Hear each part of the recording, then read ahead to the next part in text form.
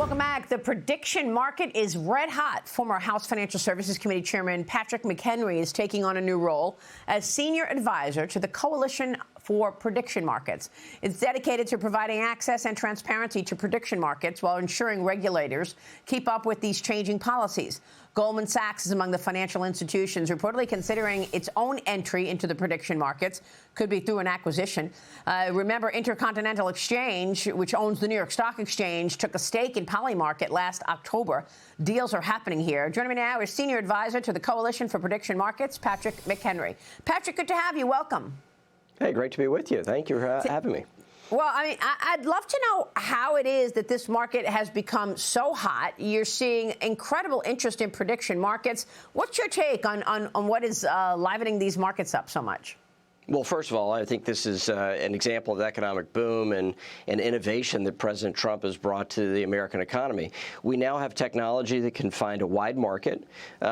Frankly, prediction markets have been around for a century, but they've been used to hedge things like bad agricultural outcomes.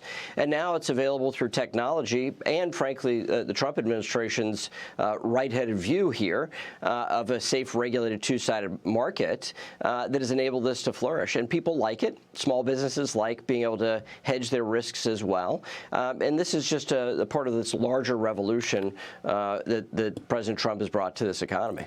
Yeah, I mean, we were talking recently with the leadership of Kalshi, one of the key players in the prediction market, and I asked her how it's different than gambling and really where the growth comes from next. Watch this. Operate like a financial exchange. So basically, you can think of Kalshi as a matching engine. We're matching buyers and sellers, buying contracts of what's going to happen in the future. So we operate completely different from a sports book or a casino. We are not making money when people lose. We're not trading against anyone. You know, the house always wins. Kalshi is not a house. So we really operate very, very differently. We are like a financial exchange, sort of like the New York Stock Exchange, for example. That was Luana Lopez. She's the co-president of Kalshi. Your reaction? No, my reaction is that this prediction market's got it right in predicting President Trump's victory when polling said otherwise. Yeah. Same thing for election of Mayor Mandami. And this just gives people the tool and a transparent tool for them to make predictions about what's going to happen in the future using their expertise. I love it for the political stuff. I'm a political junkie. And so I think it's fascinating for that. But also, if you're going to hedge against a potential government shutdown, that could help a small business that is government facing hedge their personal and small business risk. You have people that can use their expertise now through technology. And I think the larger point here is that we have the opportunity to have these safe, fair, regulated two-sided markets here in the United States rather than offshore. And with an internet connection, you can engage in technology and betting markets offshore. Let's actually have prediction markets that are safe and regulated here onshore and give consumer protection and innovation an opportunity to flourish. Yeah, it's a great point. And do you think that the regulatory framework is in place now for this? What do you need to see in terms of those guardrails for this industry? Well, we already have a ban on insider trading. That is an industry standard. We're regulated by the CFTC. That's one of the best regulators in the world. This tells me, and the courts are saying the same, that we do have a proper regulatory regime now, and we're always looking for better ways to protect the consumer and open to new ideas there.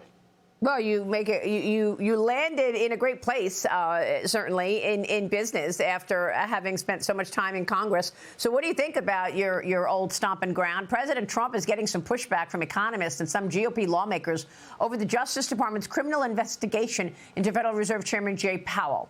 Powell facing intense pressure from the president to lower rates as the president is set to announce his replacement in the coming weeks. The central bank also weighing cutting rates for a fourth consecutive time when they meet at the end of the month, Patrick. Your reaction to this investigation against Powell? Well, look, the news about Powell does not serve the president's interest. The president has been successful. He got every member of his cabinet through the United States Senate when there was opposition, loud opposition to some members, and Republican lawmakers supported the president's nominees to the cabinet. We need the same thing to happen for the president's nominee to the Federal Reserve. We need to get interest rate policy right. We need to get regulatory policy through the Fed right. The only way that can happen is with President Trump getting his nominee through the Senate. This news does not serve the interest it gives of that, and it gives the president's opponents a cudgel to use against his nominee to the Federal Reserve. So I in that way, am very concerned about what this will do to the president's nominee to the Federal Reserve, to chair the Federal Reserve, and to slow that down, which is not what we want, and I think it's not what is proper here. So you worry that this investigation will get the Democrats so upset that they will stop the president's agenda, stop the president from getting any more nominees at a time that he needs the nominee passed for the chairman of the Fed? Well, you also have some Republicans in the Senate have been looking for an opportunity to break with the president, and I don't want to give them, nor do I think it's in the Republican Party's interest to allow a break like that. I don't think that's the right thing. I think we have a unified Republican Party right now. I'm quite proud of the way the House and the Senate have worked with the president to pass policy and get the nominees through, and we don't need to have any break like that, especially going into the midterms. All right. All great points. Patrick, good to see you this morning. Thanks very much. We'll be watching your work on prediction markets. Patrick McHenry.